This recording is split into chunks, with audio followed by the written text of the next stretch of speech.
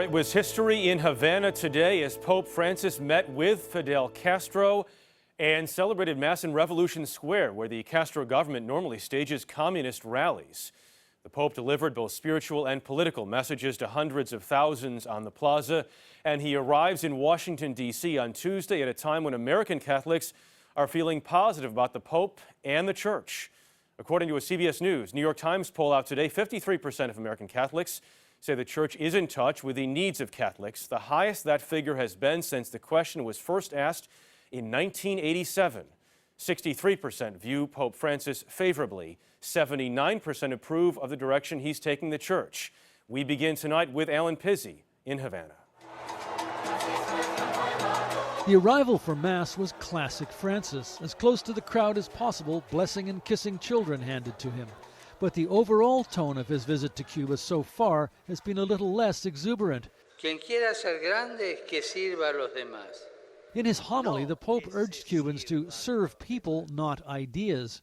Church policy seems to be to avoid controversy and win more religious freedom by capitalizing on goodwill from the Vatican's role in softening relations between Havana and Washington. How well it's working was highlighted by the Pope personally giving First Communion to 10 youngsters. But several dissidents were reported detained in advance of his visit, and not everyone here approves of the tactic of engaging rather than confronting the authorities.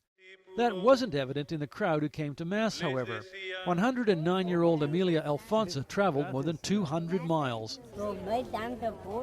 "We are very happy we came," she said. "There are a lot of people, and I feel so great."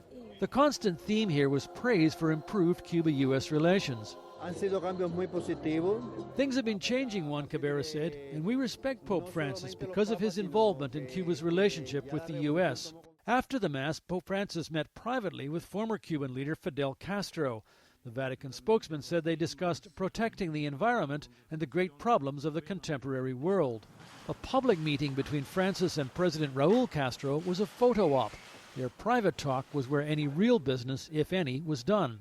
Francis' American debut on Tuesday will be much more upfront and potentially controversial. His speech to a joint meeting of Congress will almost certainly be geared to apply pressure on those who oppose the lifting of the trade embargo against Cuba. And the key religious moment, the canonization of a controversial 18th century Spanish missionary, has angered some Native Americans.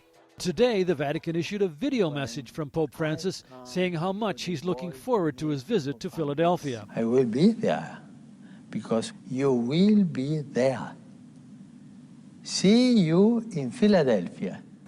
But he's still got 2 more stops to make in Cuba. That means 2 more masses and a full plate of meetings and speeches. Not bad for a 78-year-old. Jeff? Allen Pizzey, thank you.